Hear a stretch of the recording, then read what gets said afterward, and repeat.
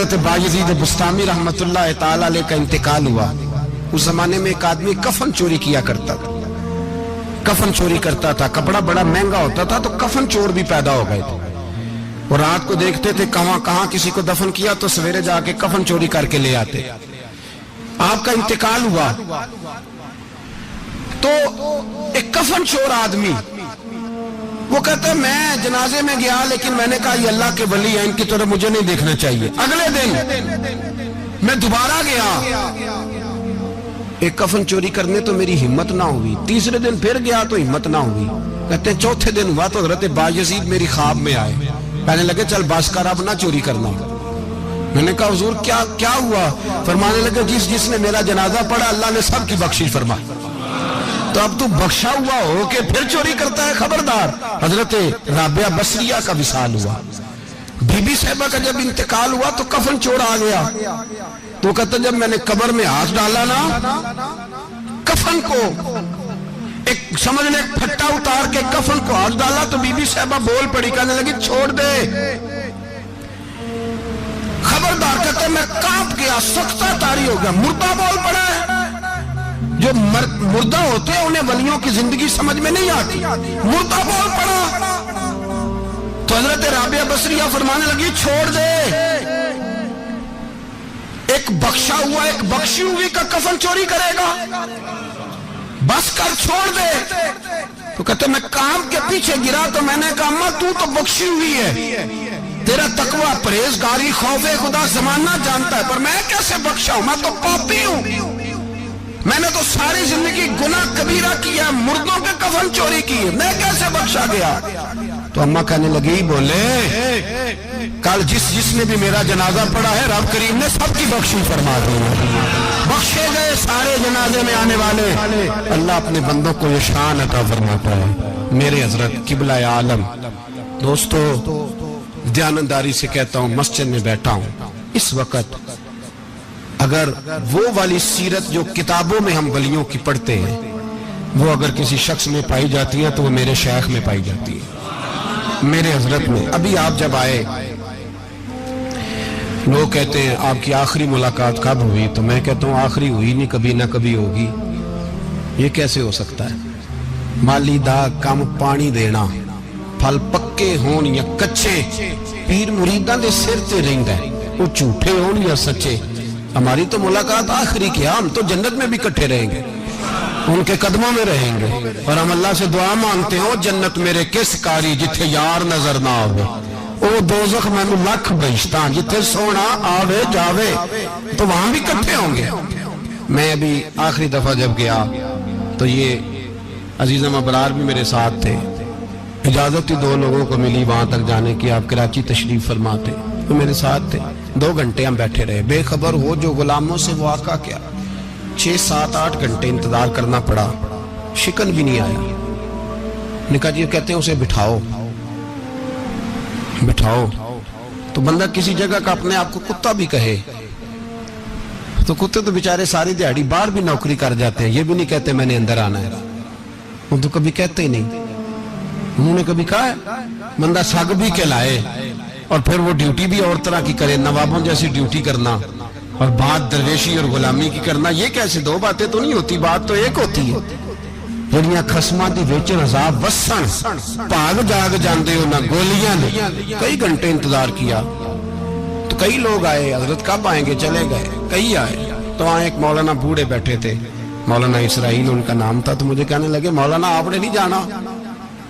मैंने कहा जी हमने कहाँ जाना है, हम तो यहाँ रहने के लिए आए हैं। जब उनकी 1-2 शख्स ने थोड़ी सी मेरे ऊपर तनकीद की नजर भी डाली कि ये कब से आया है, तो कुछ होता तो मुलाकात ना होती, और हम हैं भी नहीं, हम कुछ भी नहीं। हमारा तो 4थे दर्जे के नौकरों में नाम आ जाए तो बड़ी बात है। 4थे दर्जे के नौकरों को भी किस में होती है ना, एक सेक्रेटरी होता है, एक चौकीदार होता है, उनके पास भी चाबियां वाबियां होती हैं, एक बार वाला होता है, एक 4थे 5वें दर्जे का नौकर होता है जिसको कभी कभी बताया जाता है चल गाड़ी धो दे, चल तू आ जा। हम तो 4थे दर्जे के नौकर बनने को भी भाई बड़े तैयार है और ईमानदारी से तैयार है, वो रख ले बस मेहरबानी। तो हजरत बैठे रहे, देर हो गई, थक जाता हूं, थक गया। बात आगे निकल गई। अब बैठे थे तो तन्हाई थी, मजमा हुआ ना, जब मजमा पार महफिल पे हजरत हमें नहीं मिले, बाहर सीधे मजलिस पे कई सालों के बाद मुलाकात हुई। चिर होया मैनू तरले लेंदे कदी मोड़ मेरे वल वागा, ख्वाब मेरी एक बार जे आवे मैं सारी उम्र ना जागा। देर हो गई, मैं बड़ा तरसा हुआ बैठा था, कई घंटे बीत गए, बैठे रहे। मर्जी है ना जी, यही रस बोले तो ओदी मेहरबानी।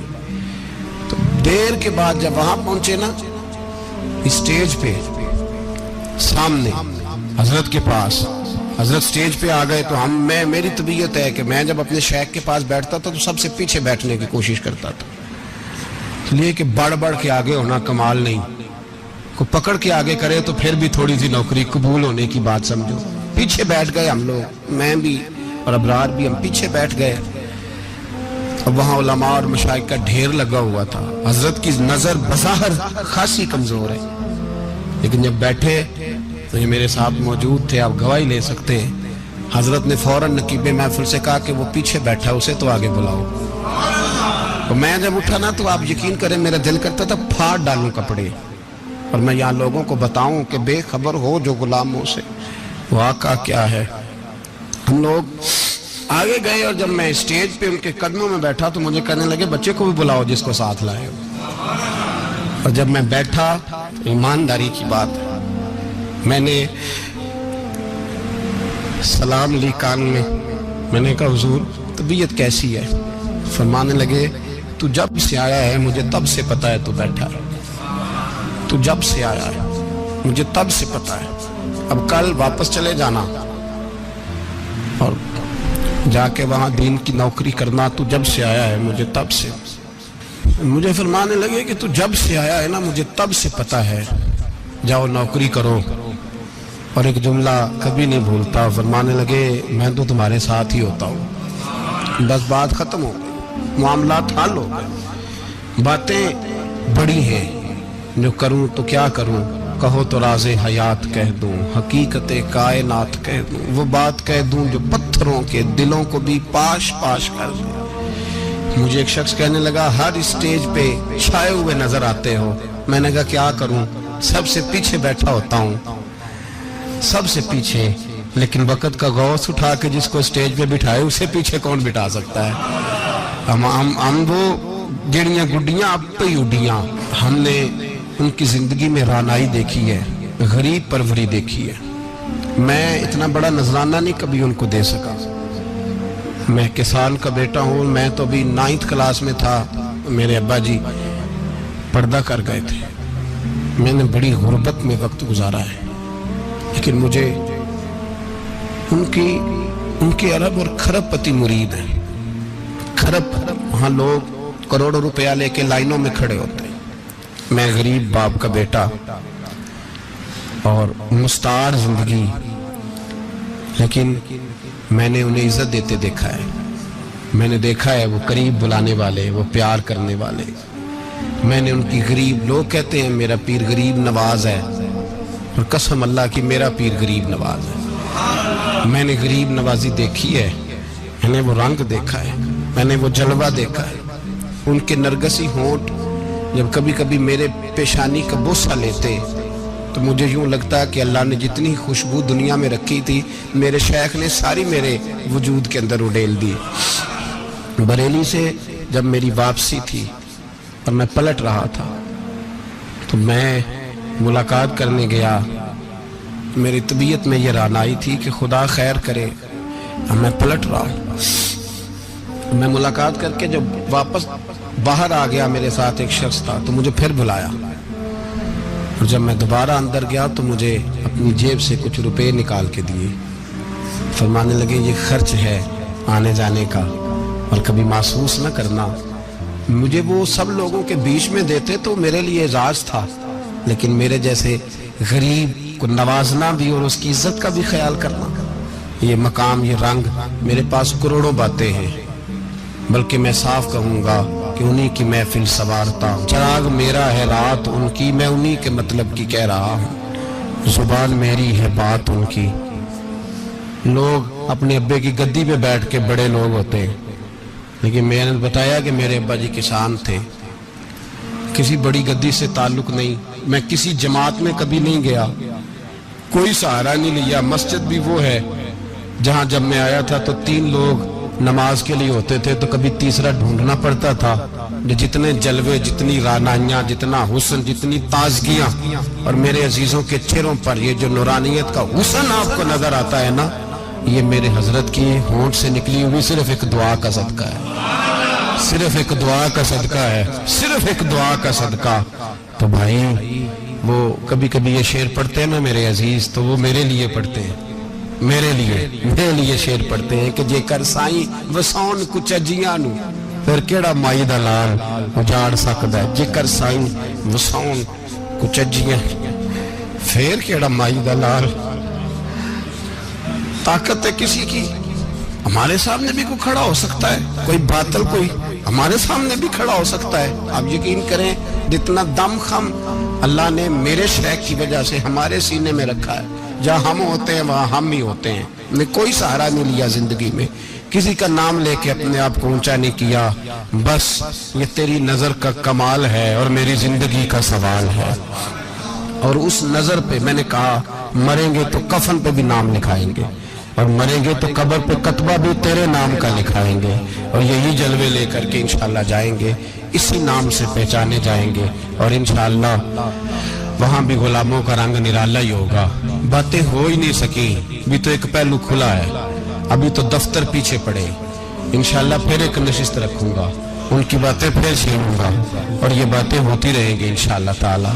مجھے لوگ پوچھتے ہیں ہر تقریر میں کہتے ہو میرے حضرت فرماتے ہیں، تو میں نے کہا کیا کروں، میں تو فرماتا ہی نہیں۔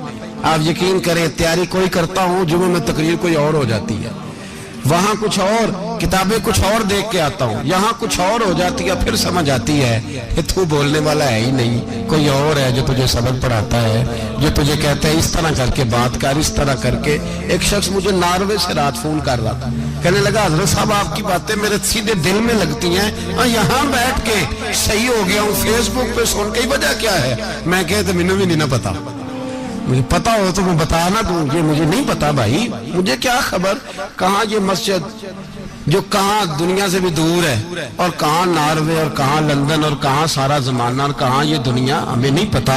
بس اتنی بات ہے کہ مالی دا کم پانی دینا، پھل کچے ہون یا پکے، تو پیر مریداں دے سر تے رہندا ہے، جھوٹے ہون یا سچے، یہ پکی بات ہے، یہ کنفرم بات ہے۔ اور مجھے تو کبھی کبھی لگتا ہے وہ صرف میرا ہی خیال نہیں رکھتے، جو مجھ فقیر سے جو وابستہ ہیں ان کا بھی بڑا خیال رکھتے ہیں۔ کئی دفعہ مجھے اپنے کئی عقیدت مندوں اور مریدوں کے پیچھے ان کے جلوے نظر آتے ہیں، مجھے ایسے لگتا ہے جیسے چھا گئی ہے ان پر میرے حضرت کی نورانیت، مجھے رنگ نظر آتا ہے اپنے درویشوں میں ان کے حسن کا۔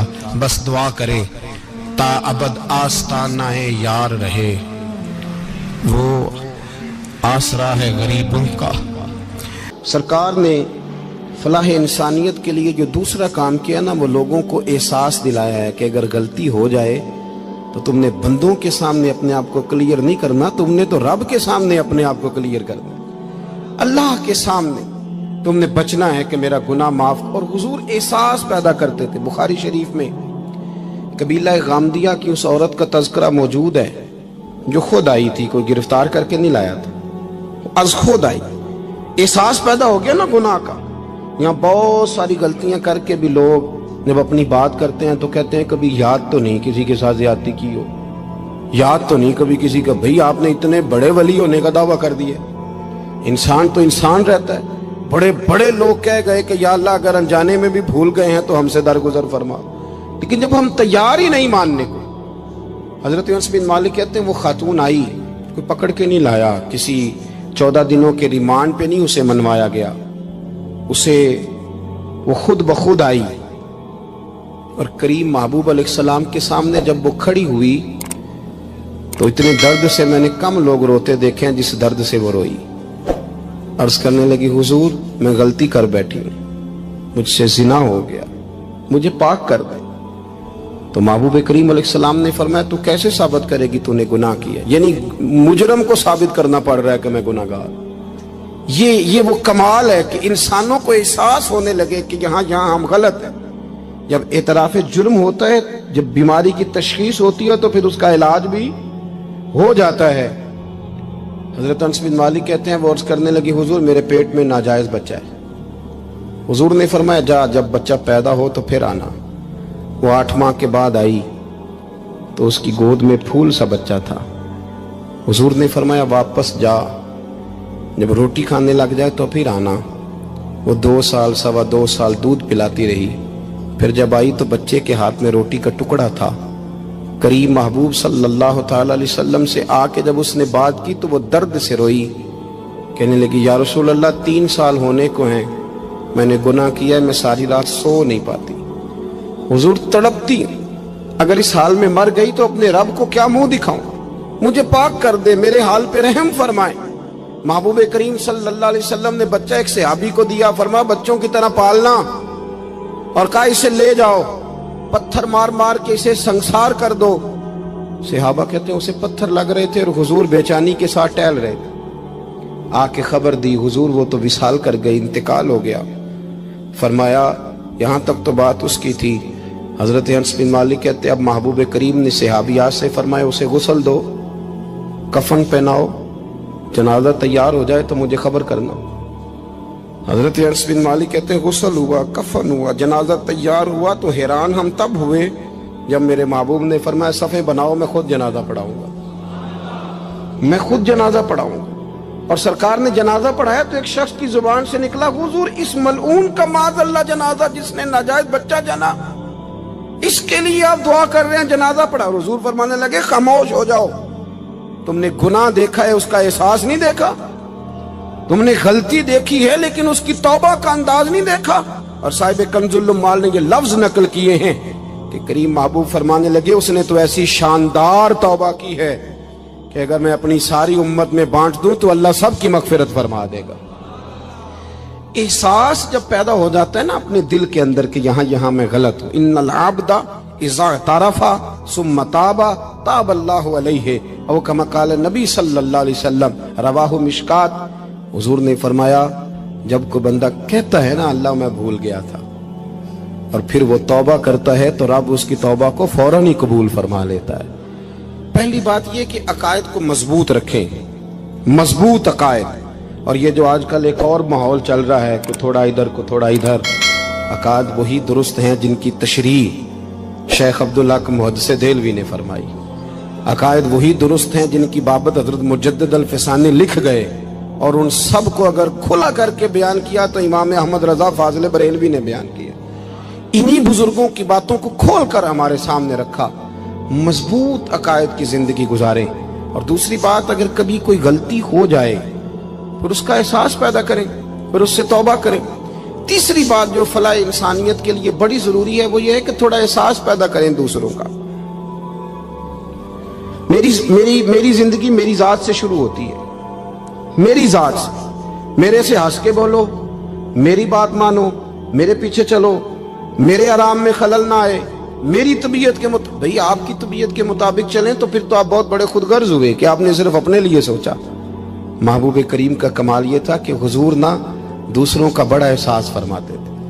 آپ بخاری مسلم کی وہ حدیث پڑھیں تو حیران ہو جائیں کہ سرکار فرماتے ہیں میں جب نماز کی نیت باندھتا ہوں تو میرا دل کرتا ہے میں لمبی نماز پڑھاؤں، جب میرا کسی کام کرنے کو دل کرے تو پھر میں ساری دنیا کو چلنی پڑے تو میں کر جاتا ہوں، لیکن حضور فرمانے لگے کہ میرا دل کرتا ہے میں لمبی نماز پڑھاؤں، لیکن پھر میرا خیال آتا ہے کہ پیچھے بوڑھے بھی ہیں، بیمار بھی ہیں، بچے بھی ہیں۔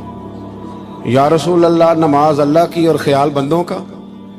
فرمایا میں بوڑھوں، بیماروں اور بچوں کا خیال کرتے ہوئے اللہ کی نماز کو مختصر کر دیتا ہوں۔ احساس جب طبیعت ہمارے ہاں نا تیزی کے ساتھ احساس ختم ہوا ہے، تیزی کے ساتھ ہم نے اتنی نفی شروع کی ہمارے تو اہل تصوف میں اللہ ماشاءاللہ اب تربیت کا طریقہ یہ ہے کہ صرف میں ہوں، میرے سوا کوئی بھی نہیں۔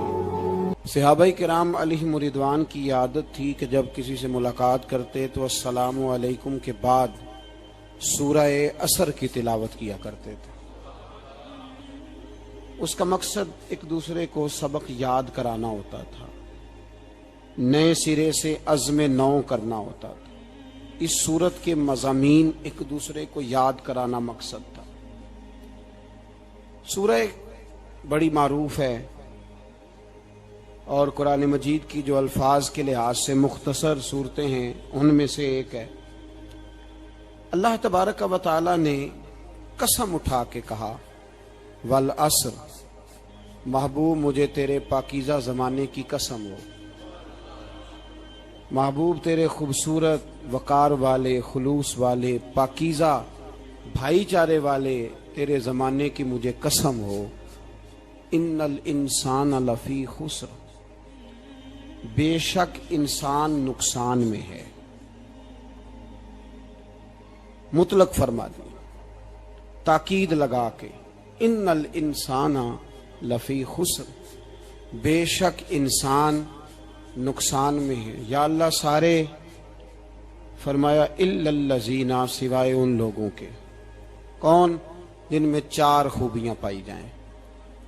الا الذین آمنوا، ایک تو وہ ایمان لائیں، وعملوا الصالحات، اور پھر نیک اعمال کریں۔ ایمان لائیں، نیک اعمال کریں، اور پھر چپ نہ کر جائیں، وتواصوا بالحق، پھر حق بات کا اعلان کریں۔ ایمان لائیں، عمل صالح کریں، تیسرا کام کیا کرنا ہے؟ چلیں سارے بولیں گے تو اعلان بھی ہوگا نا، ایسے تھوڑی ہوگا کہ 1-2 آدمی اعلان کرے تو دنیا جاگ جائے۔ حق بات کا اعلان کرنا ہے۔ ایمان لانے کے بعد، عمل صالح کرنے کے بعد تیسرا حکم کیا ہے؟ آپس میں حق بات کی تلقین کرو، اور حق بات کی تم تلقین کرو اور پھر تمہیں کوئی کہے کچھ نہ، پھر تم پہ ظلم نہ ہو، پھر تمہیں ستایا نہ جائے، یہ کیسے ہو سکتا ہے؟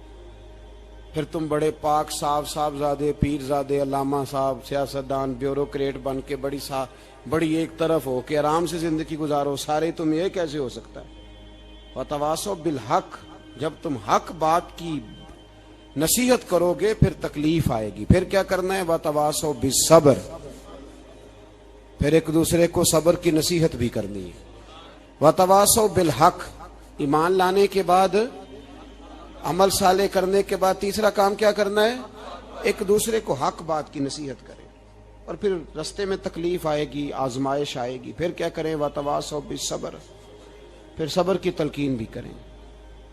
یہ قرآن مجید نے 4 شرطیں لگائیں، فرمایا جس بندے میں یہ 4 خوبیاں پائی جائیں گی اسے اللہ کامیابی عطا فرمائے گا۔ مسلمان کی سوچ کے خلاف ہے یہ بات، یہ قرآن کی فکر کے خلاف ہے کہ اپنی فکر کرو۔ برما کے لیے، کشمیر کے لیے، فلسطین کے لیے بات نہ کرو، اپنی فکر کرو۔ یہ قرآن کی سوچ کے خلاف ہے، یہ قرآن کے پیغام کے خلاف ہے۔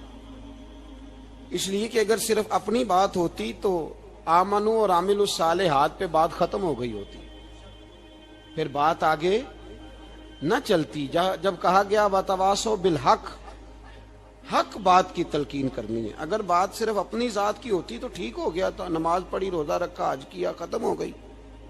لیکن میرے نبی پاک صلی اللہ تعالی علیہ وسلم نے ارشاد فرمایا، ایک بستی میں 2 3 4 نیک لوگ رہتے تھے۔ میرے پیارے کریم رسول فرماتے ہیں 3 4 بڑے پرہیزگار، متقی، صاف ستھرے صوفی صاحب، درویش صاحب، علامہ صاحب، بڑے جو کہتے تھے بالکل جی میں کوئی بات نہیں کرتا، کسی بادشاہ کو نہیں چھیڑتا، میں تو بس لوگوں کو اللہ اللہ بتاتا ہوں، میرا کوئی تعلق نہیں، کوئی مرے کوئی جیے، بڑے نیک، صاف ستھرے، پرہیزگار۔ باقی ساری بستی گناہ کرتی تھی۔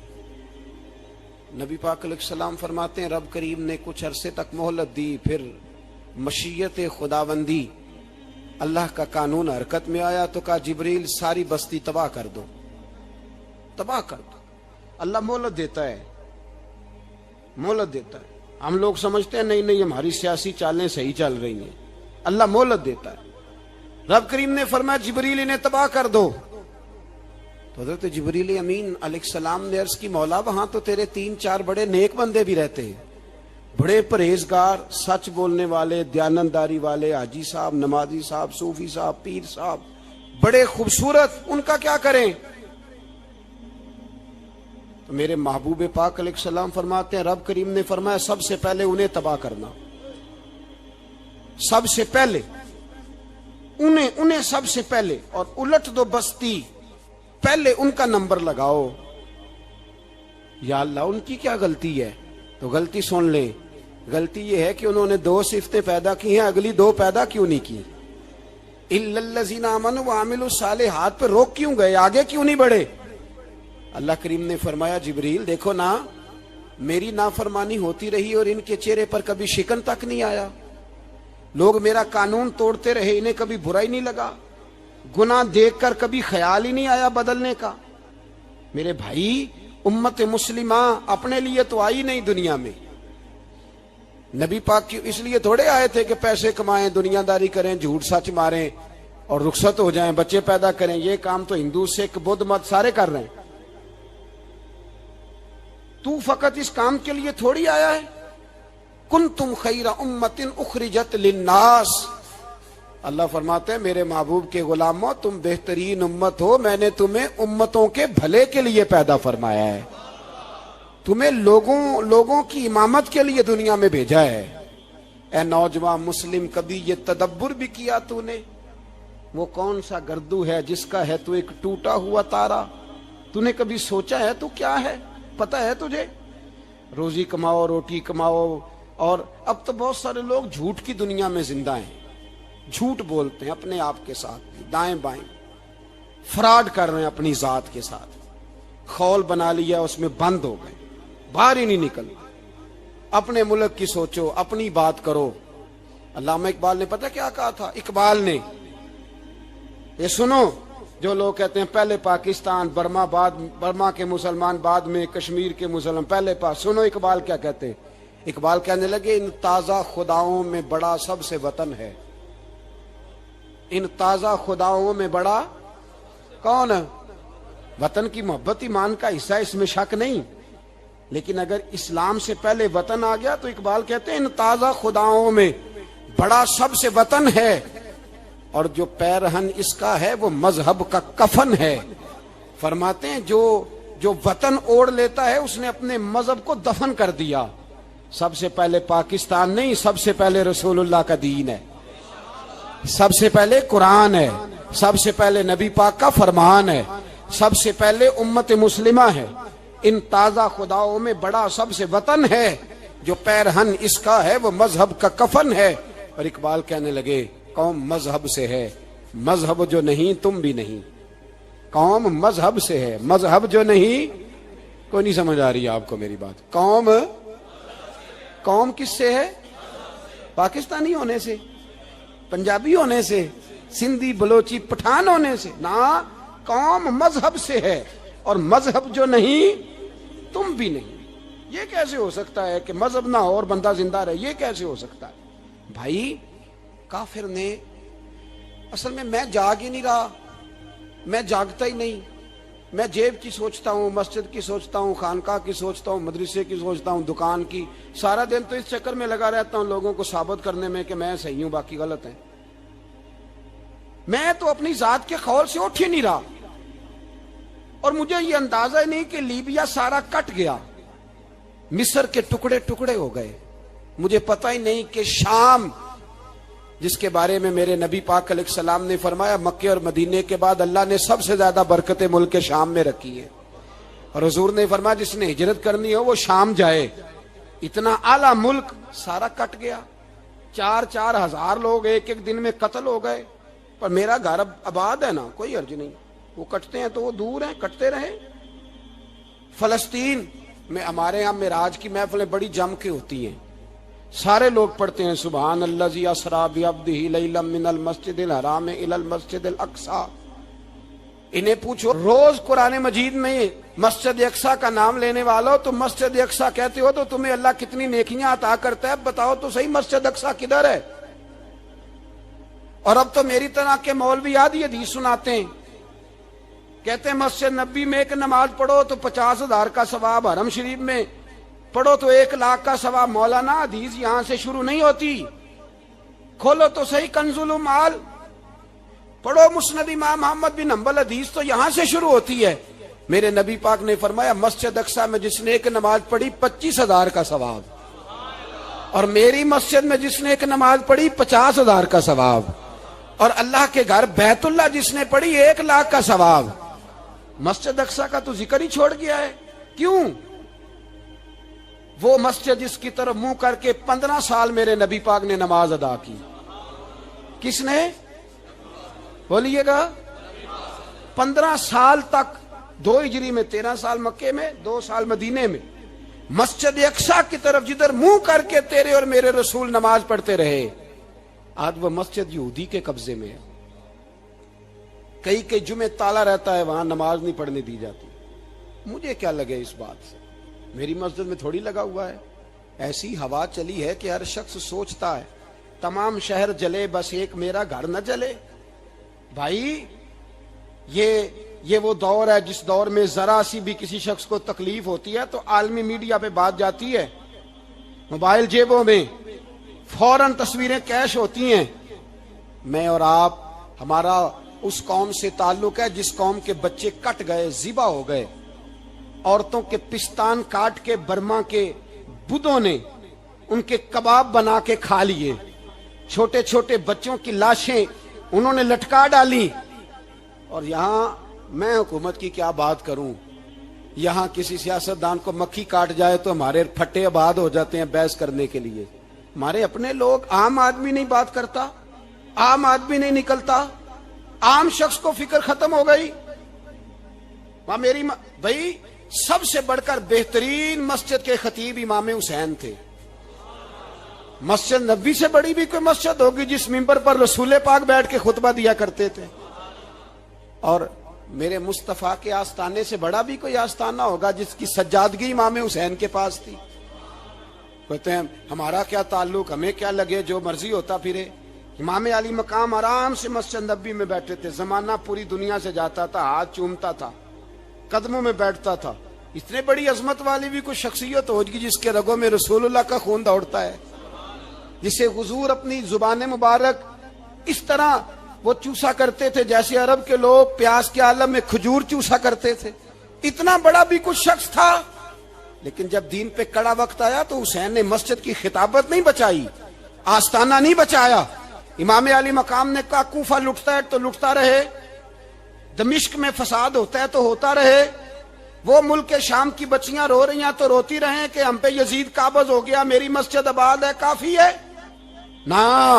امام حسین نکلے اور نکل کے کہنے لگے جنت البقیع والی جگہ پہ کھڑے ہو کے، یا رسول اللہ میں جا رہا ہوں اور آپ کے لیے جا رہا ہوں، اس لیے کہ مجھے اس شام کو بچانا ہے جس شام میں رسول اللہ کا کلمہ پڑھنے والے لوگ بستے ہیں۔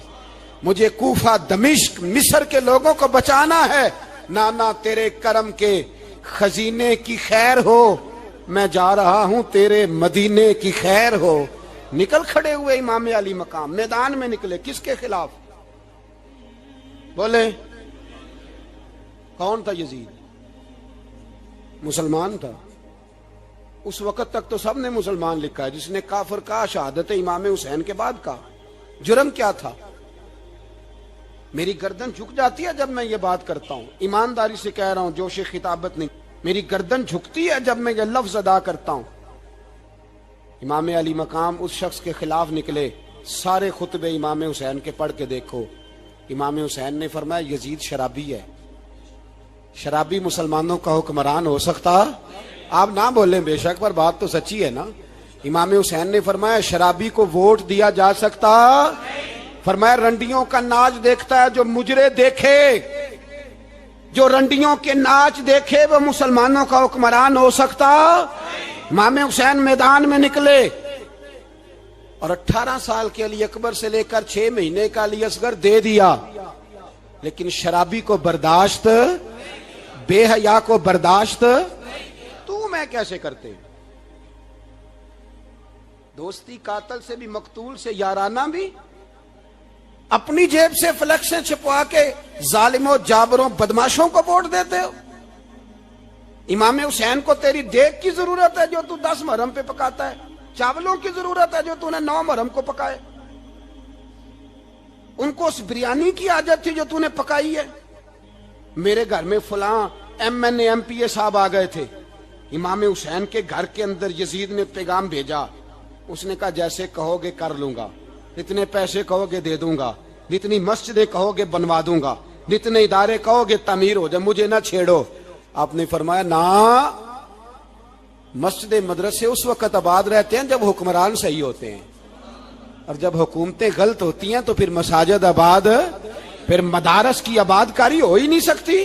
میں دین میں نیا رکھنا کھول دوں, امام علی مقام کھڑے ہوئے, پر میں کیا کروں, حکومت کیا کروں, حکومت سے کیا کہوں. اگر میری ملت کے اپنے جوان کے موبائل میں رنڈیوں کا ناچ ہو تو 10 محرم کو تو امام حسین کربلا میں تڑپ جاتے ہوں گے. اگر 9-10 محرم کو جو نکلا امام علی مقام کی بات کرنے کے لیے, وہ نوجوان اگر سگریٹ کا, شراب کا, بدماشی کا عادی ہو تو حضرت علی اصغر کہیں گے نا میری قربانی کا کیا بنا. وہ تو نکلے تھے عریانی اور فحاشی کے خلاف. اور اگر ملت کا جوان روز چوک میں کھڑے ہو کے لڑکیوں کو تاڑتا ہو تو حضرت علی اکبر تو اپنی قبر میں روتے ہوں گے کہ یہ اس قوم کے لیے جان دے دی جو آج یزیدی طریقوں پہ عمل کر رہی ہے, جو ساری رات گند دیکھ کے سوتی ہے, جو ساری رات بے حیائی, فحاشی اور عریانی میں لگی رہتی ہے. ان لوگوں کے لیے جان دے دی. اتنا ظلم ان شہیدوں کے ساتھ. اور 10 محرم کو دیگ پکا کے کہتا ہے میں امام حسین کا ماننے والا ہوں, میں امام علی مقام سے پیار کرنے والا ہوں. نہ بھائی, نہ دو رنگی چھوڑ کے یک رنگ ہو جا, سراسر موم ہو جا یا سنگ ہو جا. امت مسلمہ کو بیدار ہونا پڑے گا. امام علی مقام میدان میں نکلے, ڈٹ کے نکلے, اور امام نے فرمایا میدان میں نکل کر کہ میرا وطن مدینہ ہے, میرا وطن مدینہ ہے, پر مدینہ بعد میں, رسول اللہ کا دین پہلے. تو پاکستان کی بات کرتا ہے. امام علی مقام نے فرمایا مدینے کی شہریت بعد میں, رسول اللہ کا دین پہلے, اور تیرے تو بچے عام سے ہیں. امام حسین نے فرمایا میری گود میں جو بچے ہیں وہ رسول اللہ کے نواسے ہیں, پر بچے بعد میں, نبی پاک کا دین پہلے. آپ نے فرمایا تیری بیٹی بڑی باوقار ہوگی, اس کی بڑی عزت ہے.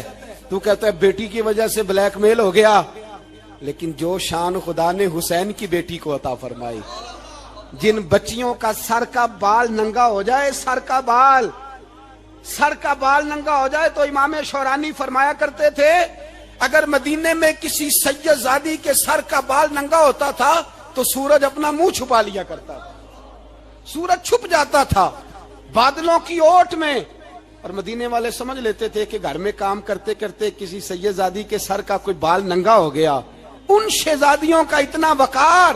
اور امام علی مقام نے فرمایا بیٹیوں کی فکر بعد میں, رسول اللہ کا دین پہلے. پہلے رسول اللہ کا دین. قوم مذہب سے ہے, مذہب جو نہیں تم بھی نہیں. یاد رکھ میرے بھائی, امام علی مقام رضی اللہ تعالیٰ عنہ نے میدان میں نکل کر پہلے مذہب کی بات کی. اور آج دین نبی دا وانگ یتیمہ رووے تے کرلاوے تے آکھے میں کتھوں لبا عمر بہادر, میں کتھوں لبا عمر بہادر جڑا مینوں سینے لاوے. معصوم بچے, معصوم. آج تک کدھر ہے تمہارا اقوام متحدہ؟ بلاؤ نا اسے. بھیک مانگتے پھرتے ہو, کافروں سے بھیک مانگتے ہو. بچہ شام کو گھر نہ آئے تو ماں دروازے پہ نظر لگا کہتی بیٹے ٹائم پہ آ جایا کر, مجھے نیند نہیں آتی. وقت پہ. برما کی اس ماں سے بھی جا کے پوچھو جس کا بچہ پلٹ کے آئے کوئی نہیں, آیا ہی نہیں, اس سے بھی پوچھو. بچے نے آدھی رات کو روٹی مانگ لی تو فالج زدہ ماں, اس کو فالج تھا, وہ رینگتی ہوئی اٹھی اور اس نے اپنے لال کو روٹی پکا کے دی. باپ کہتا رہا چل چھوڑ, سو جا بیٹے تیری اماں. اس نے کہا نہیں مجھے نیند نہیں آتی, بیٹا بھوکا ہے. اس ماں سے بھی کبھی پوچھ, اس ماں سے جو بنگلہ دیش کے خیمے میں بیٹھی ہے تو بی بی سی لندن کا رپورٹر کہتا ہے کہ تیری خواہش کیا ہے؟ کہتی کوئی بھی نہیں, چلو 2 دن کے بعد ہی صحیح میرے بیٹے کو ایک روٹی دے جایا کرو, اے روٹی مانگتا ہے مجھ سے, میں کدھر سے لاؤں؟ یہ لوارث قوم ہے. میں حکمران سے جا کے بات کروں جب میرا اپنا نمازی مسلمان کہتا ہے پہلے پاکستان کے بچے تو پال لو. میرے بھائی تجھے خبر ہی نہیں, یہ تو جانا تو کبھی گنبد خضرا پہ تو میرے مصطفیٰ نے فرمایا من ازا مسلم فقد ازانی، فرمایا جب میرا مسلمان تکلیف میں ہوتا ہے تو میں گنبد میں تکلیف میں ہوتا ہوں، مجھے درد ہوتا ہے، مجھے اذیت ہوتی ہے۔ پوچھ جا کے محبوب پاک سے، میرے عزیز کسی کو غم ہی نہیں ان لوگوں کا، کسی کو پرواہ ہی نہیں، کچھ سوچتا ہی نہیں ان کے بارے میں۔ میں اپنے گھر میں مست ہوں، آپ اپنے گھر میں مست ہیں۔ میرے رسول اللہ کی امت لٹ گئی ساری، جگہ جگہ تباہی، ایک انچ دھرتی پر زمین ایسی نہیں جو کافر کی ہو اور خون بہتا ہو۔ ایک ریمنڈ ڈیوس امریکی کتا یہاں بند تھا مسلمانوں کے قتل میں، انہیں اپنی قوم کی اتنی فکر تھی وہ راتوں رات چھڑا کے لے گئے، لیکن میری اور تیری بہن عافیہ صدیقیہ سالوں سے بند ہے۔ تڑپ کے پوچھا ہے مسلمانوں نے کہ اس کی غلطی تو بتاؤ، اس کا قصور نہیں پر وہ بند ہے، کوئی نہیں بات کرنے والا، کوئی نہیں۔ مسجد جانے جمعہ تو پڑھانا ہے، اس میں غرض نہیں درد ہے کہ نہیں کہ اس میں تو اتنا پتہ ہے 1 گھنٹے تقریر ہے کرنی ہے۔ پیر صاحب صبح سے شام تک تعویذ لکھتے، سیاستدان صبح سے شام تک جنازہ بھی تب پڑتا ہے کہ مجھے ووٹ ملیں گے۔ تاجر کہتا ہے بس دکان چلنی چاہیے، مر جائے میری طرف سے ساری دنیا، بس کرو، اس خول سے باہر نکلو۔ اے نوجوان مسلم، کبھی یہ تدبر بھی کیا تو نے وہ کون سا گردوں ہے جس کا ہے تو ایک ٹوٹا ہوا تارا؟ تو نے سوچا ہی نہیں کبھی، تجھے کبھی خبر ہی نہیں ہوئی کہ یہ کس قدر بڑا کام تھا؟ میرے رسول پاک صلی اللہ علیہ وسلم کے غلاموں جاگو۔ میں دعائی دیتا پھرتا ہوں، میں کہتا ہوں جٹ بن کے بڑا جی لیا، بٹ رائی انصاری بن کے بڑا جیا، بس کر دو، بس کر دو۔ اب مسلمان بن کے جینا سیکھو، اب اپنی پہچان رسول اللہ کی غلامی بناؤ، اب کہو پہلے دین باقی ہر چیز بعد میں، بس کرو، بہت ہو چکا ہمارے ساتھ، اب تھوڑا جاگو۔ میں بہت ساری باتیں دل میں لے کے آیا تھا جو آپ سے کرنی تھی، پر یہ لفظ ہیں کہ ٹوٹتے ہی جا رہے ہیں، بات ہے کہ سمت کا تعین ہی نہیں ہو پا رہا۔ میرے بھائی میں تو کبھی کبھی سوچتا ہوں لگتا ہے رب بھی ناراض ہو گیا ہے اور ہمیں منانے کا طریقہ بھی بھول گیا ہے۔ نہ ہماری مسجدوں میں تہجد پڑھی جاتی ہے، نہ کسی کو نماز توبہ یاد رہی، نہ کوئی استسقاء والا ہے، کوئی نہیں۔ جو پیر صاحب کے پاس جا کے بیٹھتا ہے تھپکی دیتے ہیں، کہتے ہیں جا تیرا کام ہو جائے گا موج کر، کبھی نہیں کو کہتا توبہ بھی کر، استغفار بھی پڑھ، یہ داڑھی پوری کر، دین رسول اللہ کا اس کی طرف تو توجہ کر۔ کوئی تبلیغ ہی نہیں کرتا، سارے پھونکا پھاکی پہ لگ گئے ہیں، کوئی خیال ہی نہیں آ رہا کسی شخص کو کہ ہماری تباہیوں کا سبب کیا ہے۔ کہ علاقہ تک قبرص فتح ہوا، تمام لوگ نعرے لگا رہے ہیں، حضرت ابو ذر غفاری کونے میں بیٹھ کے رونے لگ گئے۔ مسلمانوں کو فتح ملی، سب لوگ نعرے لگا رہے ہیں، خوشی ہو رہی ہے کہ علاقہ فتح ہو گیا۔ حضرت ابو ذر غفاری رونے لگے اور تڑپ کے روئے۔ لوگوں نے کہا ابو ذر کیوں روتے ہو؟ آپ فرمانے لگے یہ لوگ برسوں سے قابض تھے اس شہر پر، یہ جن لوگوں سے آج ہم نے لیا ہے یہ برسوں سے، دل کے کانوں سے کھل سننے والی بات ہے، فرمانے لگے یہ برسوں سے قابض تھے، انہوں نے اللہ کی نافرمانی کی ہے تو آج علاقہ ان کے ہاتھوں سے نکل گیا ہے۔ میں رو اس لیے رہا ہوں کہ خدایا کہیں ہم سے بھی نافرمانی نہ ہو اور یہ ہمارے ہاتھوں سے بھی نہ نکل جائے۔ شام نکل نہیں گیا ہمارے ہاتھوں سے، لیبیا نکل گیا، مصر نکل گیا، عراق نکل گیا، افغانستان نکل گیا، اور اگر دیکھو تو بالواسطہ بلا واسطہ ہر جگہ کافر کا ڈیرا۔ وہ رو رہے ہیں، کہتے ہیں جب قوم اللہ کی نافرمانی کرتی ہے تو علاقے نکل جاتے، تڑپ رہے ہیں۔ مجھے کوئی فکر نہیں، کوئی نہیں رویا مصر کے جانے پر، کوئی نہیں رویا لیبیا کی تباہی پر، شام کے بچوں پہ کوئی نہیں رویا۔ ہم لوگ یہاں عید مناتے رہے، عید پر لوگ نئے کپڑے لیتے رہے اور برما کے مسلمانوں کو کفن تک نصیب نہ ہوا، کوئی نہیں تڑپا ان لوگوں پر، کسی کو خیال نہیں آیا۔ صاحب امام علی مقام کی فکر کو سمجھو، اس پر غور کرو، بس کر دو، نیند بڑی لمبی ہو گئی، اب اٹھو اس بیداری سے، اٹھو۔ جب قومیں نافرمانی کرتی ہیں تو ملک چھن جاتے ہیں، اور کافر باری باری کر کے باریاں لگا رہا ہے، باری باری تمہیں کئی دفعہ دھمکیاں دے چکا ہے، وہ تمہارا نمبر کئی دفعہ لگا چکا ہے، اب خواب غفلت سے اٹھ جاؤ، آگ پیروں تک آ گئی ہے، ایسا نہ ہو جلا ڈالے سارا کچھ۔ حضرت سیدنا ابو ذر غفاری رو کے فرمایا کرتے تھے جب تم نافرمانیاں کرو گے تو علاقے تمہارے ہاتھوں سے نکل جائیں گے. سو نکل گئے. غوث اعظم کے بغداد پہ کئی دفعہ بم گرے. مولا علی شیر خدا کا شہر نجف کئی دفعہ بم کی نظر ہوا. امام علی مقام کے کربلا میں اب تک کئی دفعہ جنگیں ہو چکی، اس لیے کہ ہم نافرمانی کرتے ہیں، علاقے چھن جاتے ہیں. اور دوسری بات یہ کہ پھر ہمیں وہ طریقہ بھی نہیں آتا جس سے رب کو منایا جاتا ہے. آپ یقین کریں، مسلمان پہ ایک 5 وقت کی نماز ہے، وہ بھی بوجھ ہے. 2.5 گھنٹے کی تقریر اور 5 منٹ کی جماعت میں لوگ بھاگتے پھرتے ہیں. بڑا مشکل ہے. آج تک مسلمان ایک 5 وقتہ نماز پڑھنے کے لیے بہانے ڈھونڈ رہا ہے ابھی تک. تو وہ مسلمان کہاں سے آئیں گے جو رات کو رویا کرتے تھے، راتوں کو اٹھ کے روتے تھے تو سویرے اللہ کافر کے مقابلے میں اتنی مدد کرتا تھا کہ 10 مسلمان لاکھوں کو بھگا دیا کرتے تھے. اس لیے کہ مدد کس کی شامل ہوتی تھی؟ بول کے بتائیے، کون مدد کرتا تھا؟ کیونکہ دیکھیں نا، یہ ہمیں طریقہ بتایا نبی پاک نے. اللہ حضور سے راضی تھا کہ نہیں؟ یار اس پہ جلدی جلدی بولو. اللہ راضی تھا نا؟ تو بدر کی رات حضور کیا کرتے رہے ساری رات؟ جی ساتھ نہیں تھا اللہ؟ وہ تو وہاں سے فرما رہا ہے غار ثور سے، ان اللہ معنا. محبوب کہہ دے کہ اللہ تیرے ساتھ ہے. وہاں تھے محبوب کہہ رہے ہیں اللہ ہمارے ساتھ ہے. وہاں سے اللہ ساتھ تھا، پر ساری رات، بدر کی ساری رات. اور دعا کا رنگ کیا تھا؟ حضرت ابوبکر صدیق فرماتے ہیں حضور نے ہاتھ اٹھائے، اللہ یہ میرے 313 ہیں، میں کل کمائی لے کے آ گیا. اے اللہ میری کل کمائی ہے، اگر یہ ہلاک ہو گئے تو قیامت تک کون تیری عبادت کرے گا؟ اے اللہ مدد فرما. اور حضور مناتے ہیں رب کو، کہتے ہیں یا اللہ تو نے وعدہ نہیں کیا تھا تو مدد کرے گا، یا اللہ تیرا وعدہ نہیں تھا تو کامیابی دے گا، یا اللہ تو نے ساری رات مناتے گزر گئی. ساری رات صبح کا اجالا چمکا تو حضرت ابوبکر فرماتے اتنا لمبا سجدہ کیا، حضور سجدے میں تھے، میں دیکھتے دیکھتے تھک گیا. میں سجدے کی حالت میں ہی حضور پر لیٹ گیا، لپٹ گیا. میں نے کہا محبوبہ سر اٹھائیں. وہ دیکھیں اللہ نے مدد نازل فرما بھی دی ہے. اٹھائیے سر. حضور نے اللہ کو منایا. نبی پاک منایا کرتے تھے. ہم اب سجدوں میں بھی نہیں جاتے. اتنی سو گئی امت، سجدوں تقریروں سے انقلاب لانا چاہتے ہیں. ہم خالی نعروں سے انقلاب برپا کرنا چاہتے ہیں.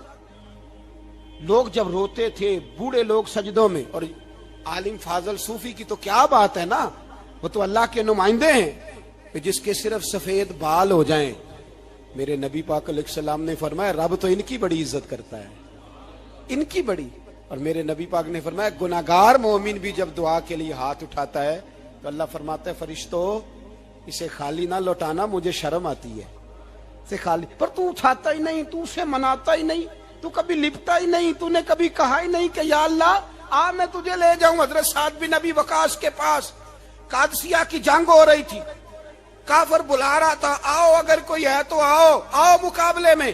حضرت سعد بن ابی وقاص نے گھوڑے دوڑا دیے. دشت تو دشت ہیں، صحرا بھی نہ چھوڑے ہم نے، بحر ظلمات میں دوڑا دیے گھوڑے ہم نے. حضرت سعد بن ابی وقاص نے گھوڑے دوڑائے، آگے دریا آ گیا، کوئی پل نہیں، کوئی شے نہیں. اسلام کی عزت کا سوال ہے.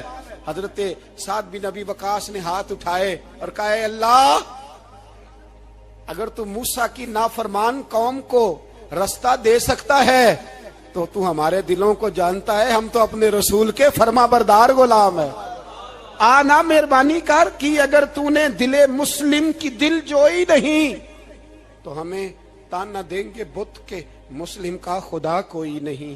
کہا اے اللہ مہربانی فرما اگر تو حضرت وَإِذْ فَرَقْنَا بِكُمُ الْبَحْرَ فَأَنْجَيْنَاكُمْ وَأَغْرَقْنَا آلَ فِرْعَوْنَ، اگر تو حضرت موسیٰ کی قوم کے لیے دریا پھاڑ سکتا ہے تو ہم تو نبی پاک کے غلام ہیں. صحابہ کہتے ہیں جناب سعد نے دعا مانگی تو دریا نے رستہ عطا فرما دیا. یار تو دعا بھی نہیں مانگتا. حضور نے فرمایا دعا صلاح المومن، دعا مومن کا ہتھیار ہے، تو نے یہ بھی چھوڑ دیا ہے.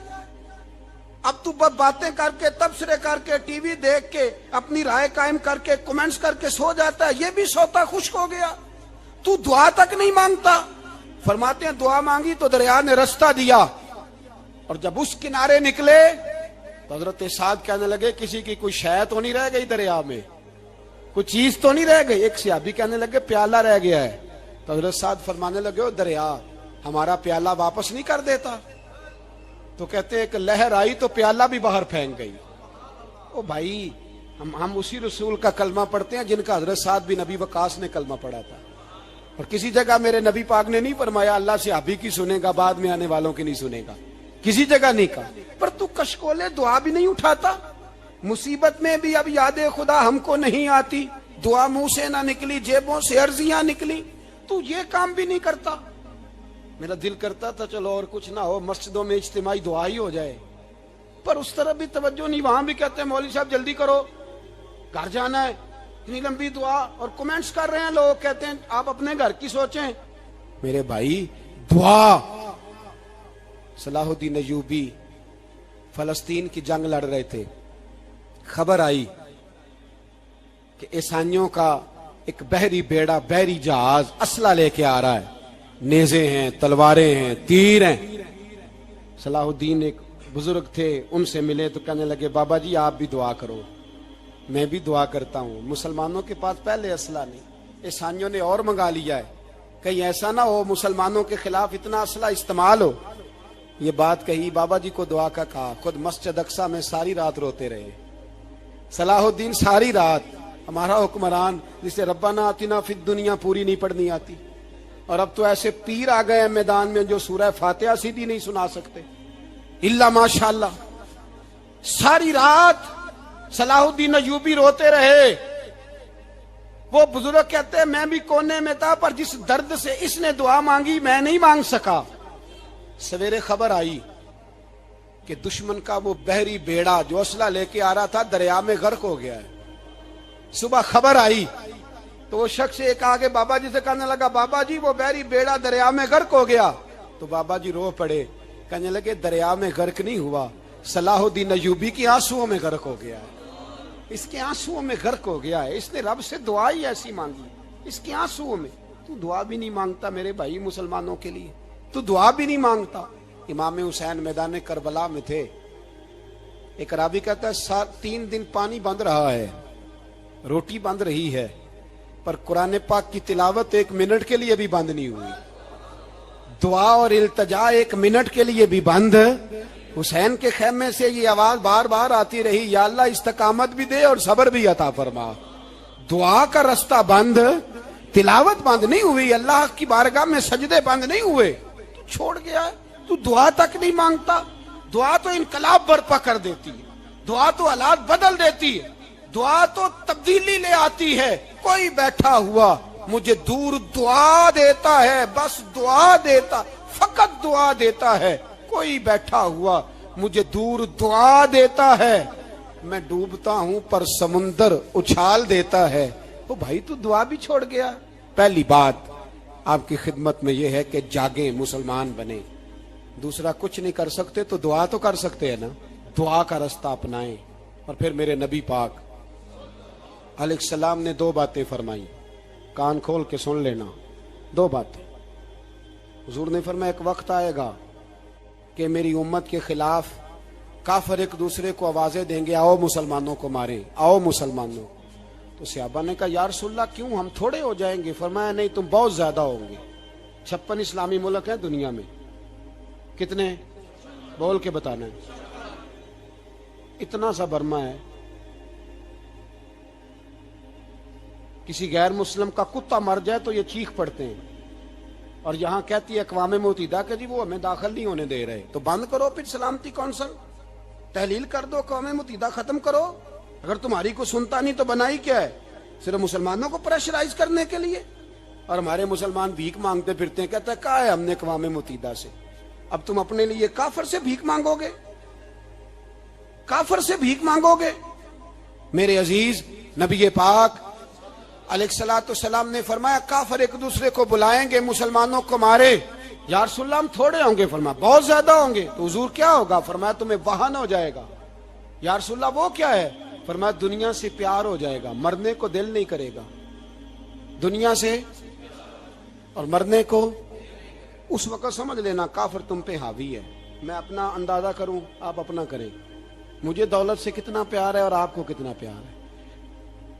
جھاگ کے سنیں یہ لفظ رسول پاک کے صلی اللہ علیہ، حضور نے فرمایا جب تجھے دنیا سے پیار ہو جائے، دولت سے پیار ہو جائے، اقتدار سے پیار ہو جائے، اور جب تجھے موت بری لگنے لگے، تیرا مرنے کو دل نہ کرے، پھر کافر تیرے اوپر چڑھ آئے گا۔ آج دولت ہی تو رہ گئی ہے، باقی بچا کیا ہے؟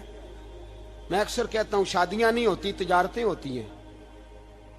لڑکی والے کہتے ہیں کہ لڑکا زیور کتنا ڈالے گا، لڑکے والے کہتے ہیں لڑکی جہیز کتنا لائے گی۔ تجارت، ہر جگہ دولت، ہر جگہ پیسہ، ہر جگہ سرمایہ۔ جہاں جس معاشرے میں تلاوت بکے، نعت بکے، تقریر بکے، اس سے زیادہ اور تباہی کا معاملہ کیا ہوگا؟ میرے عزیز، میرے رسول پاک علیہ الصلوۃ والسلام کے صحابہ کے قریب دنیا داری آ سکی نہیں آئی۔ حضرت ابو بکر صدیق نے پانی مانگا تو لوگوں نے دودھ دیا، فرمایا پیچھے کرو، ابو بکر نے نعمتیں چھوڑ دی ہیں۔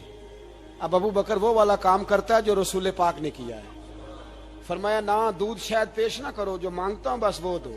حضرت ابو بکر صدیق نے بڑے مالدار تھے، حضرت عمر فاروق رضی اللہ تعالیٰ عنہ کے پاس صحابہ کرام جمع ہو کے آئے، کون سا ایسا شخص ہے جس کی تنخواہ میں اضافہ ہو جائے؟ تو لوگ کہتے ہیں نہیں مجھے نہیں چاہیے، پر ہم نے وہ لوگ دیکھے ہیں۔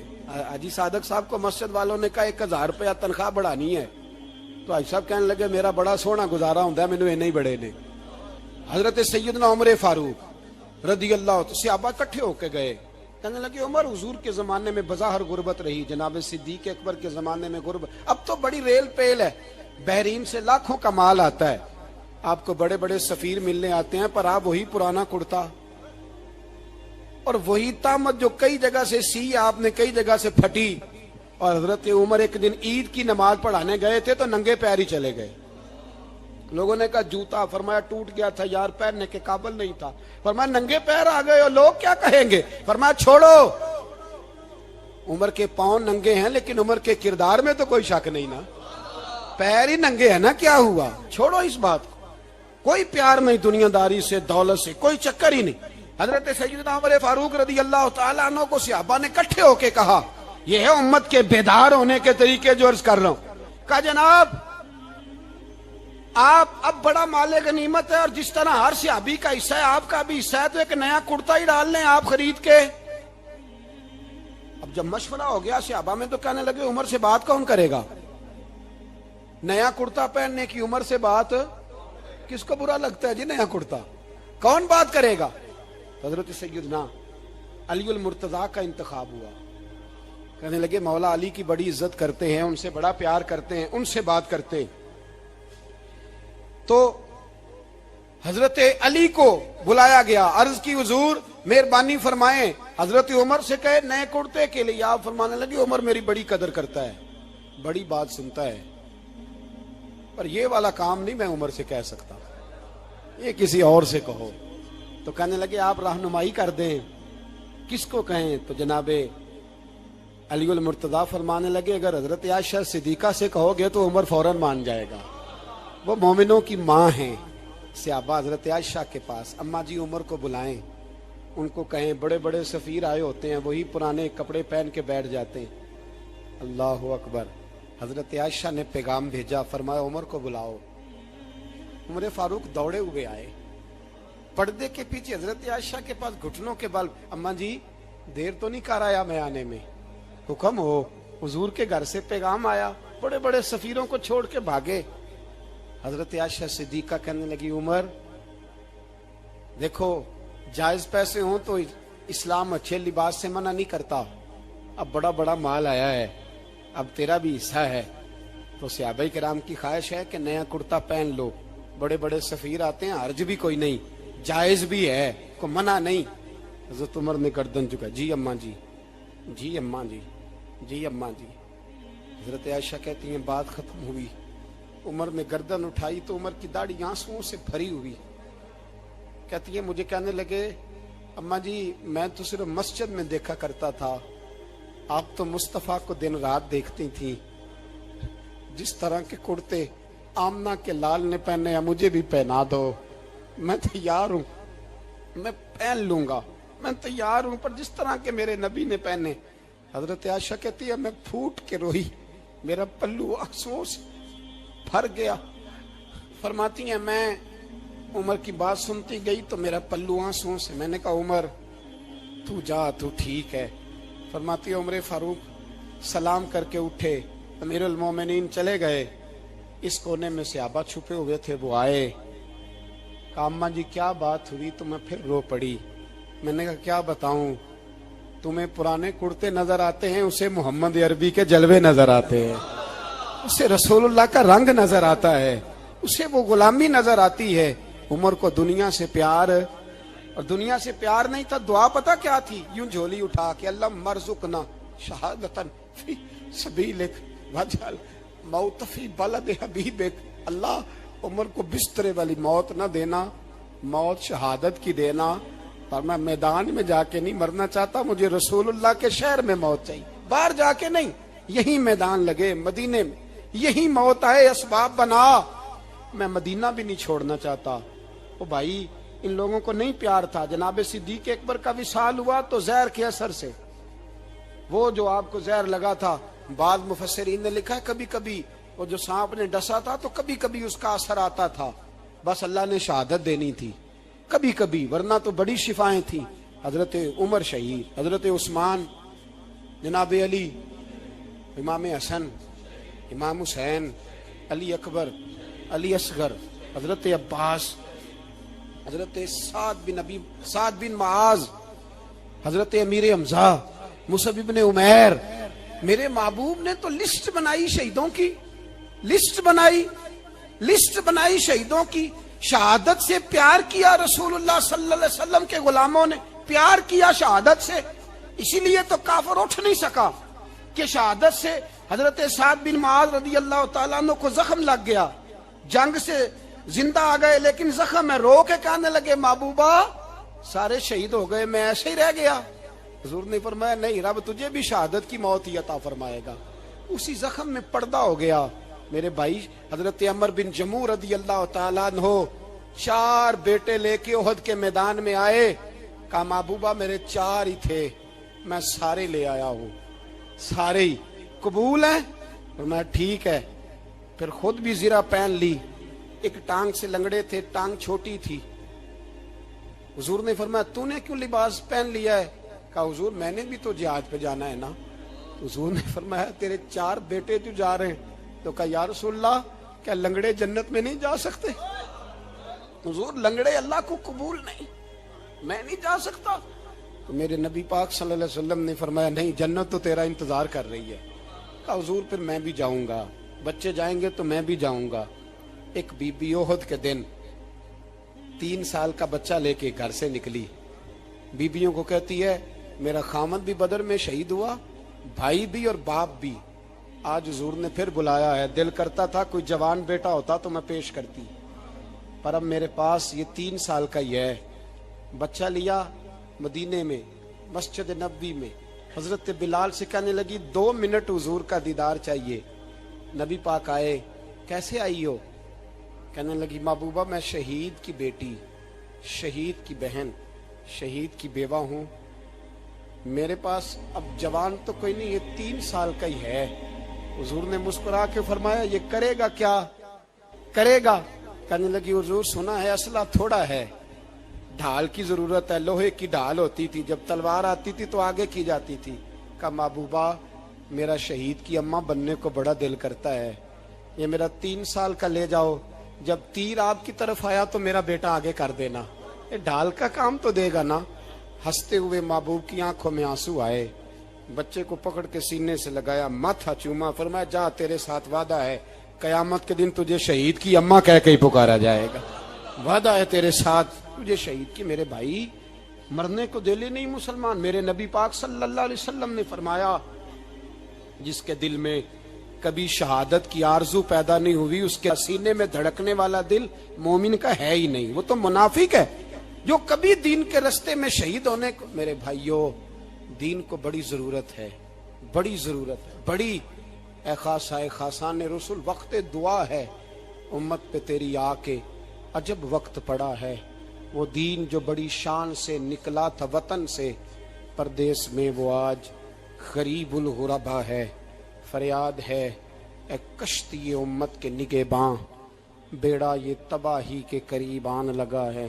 اور ایک شاعر قلم توڑ گیا، کہنے لگا تجھ سے فریاد ہے اے گنبد خضرا والے، تجھ سے فریاد ہے اے گنبد خضرا والے، کعبے والوں کو ستاتے ہیں کلیسا والے۔ تجھ سے فریاد ہے اے گنبد خضرا، اپنے اندر دین کا درد پیدا کرو، ذوق پیدا کرو، مسلمان بن کے جینا سیکھو۔ جب کوئی برادری پوچھے تو کہو میں محمدی ہوتا ہوں، میں مصطفی ہوتا ہوں، میں رسول اللہ کا غلام ہوتا ہوں، میں پہلے مسلمان ہوں، باقی کچھ بعد میں ہوں۔ خدا را اپنے گھر میں پردہ کراؤ، خدا را رزق حلال کھاؤ۔ اگر پردے نہ ہو، رزق حلال نہ ہو تو جذبہ جہاد پیدا نہیں ہوتا۔ خدا را اپنے اندر انقلاب برپا کرو، دین کے لیے جینا سیکھو۔ دین بڑا تڑپتا ہے، دین بڑا روتا ہے۔ رسول اللہ آج تجارت کرنے والے ملتے ہیں، آج سیاست کرنے والے ملتے ہیں، دین والے نہیں ملتے، دین کے درد والے نہیں ملتے۔ اپیل ہے آپ سے، آج رات 2 نفل پڑھ کے اور کچھ نہ ہو سکے تو مسلمانوں کے لیے دعا ضرور کر دینا، ان کے لیے دعا ضرور کر دینا۔ اپنے آپ کو بیدار کرو، بیدار کرو۔ بھئی ہم تو آج تک اس لیے ڈر رہے ہیں کہ ہمارا چہرہ ہی نبی پاک جیسا نہیں بن سکا، تو داڑھی رکھنے میں بھی ہم ڈرتے ہیں، نمازی بننے، مسجد آباد کرنے میں، مسلمان کہلانے میں بھی تو خوف ہے۔ تو بتلاؤ نا، اس سے آگے بات کب چلے گی؟ جہاد کی بات تو بڑی آگے جا کے، بدل جاؤ، رسول اللہ کا غلام بن کے جینا سیکھو۔ نبی پاک صلی اللہ علیہ وسلم کی غلامی کا پٹا اپنے گلے میں ڈالو۔ یہی امام حسین کی سوچ ہے، یہی امام علی مقام کا پیغام ہے، اس کو کبھی فراموش نہ کرنا۔ امام حسین ہمیں بتا گئے سارا کچھ لٹ جائے پر دین کے اندر کوئی نقص واقع نہ ہونے پائے۔ کوئی شرابی، کوئی بے ایمان، کوئی لٹیرا کبھی اس کے سپورٹر نہ بننا۔ ہمیشہ وہ کسی شاعر نے کہا تھا، ہم سے نہ رقم ہوں گے قصیدے یزید کے۔ کسی نے کہا، کسی ظالم نے میری سپورٹ کر، میری بات کر، تو اس نے کہا ہم سے نہ رقم ہوں گے قصیدے یزید کے، کیونکہ ہم لوگ تو حسین کے سیرت نگار ہیں۔ کسے چومیا یار گلاب تائیں، کسے جا کے کلی نو چومیا ہے، کسے چومیا یار دی چوکھٹ نو،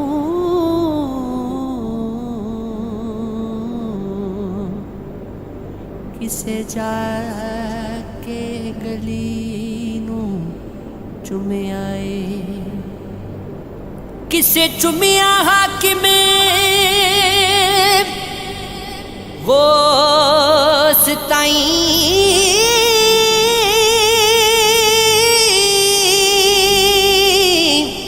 کسے پیر علی